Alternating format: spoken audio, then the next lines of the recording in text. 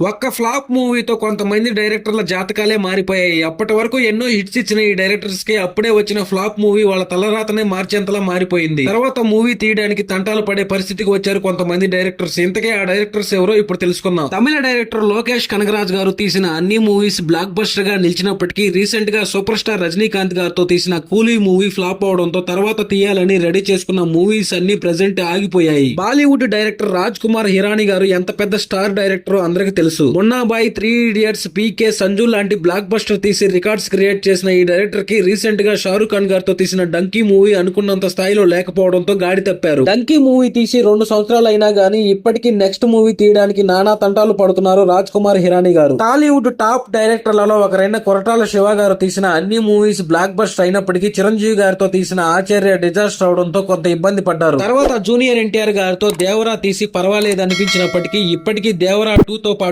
మిగతా సినిమాలు అనౌన్స్ చేయడంలో తడబడుతున్నారు కొరటాల శివ గారు.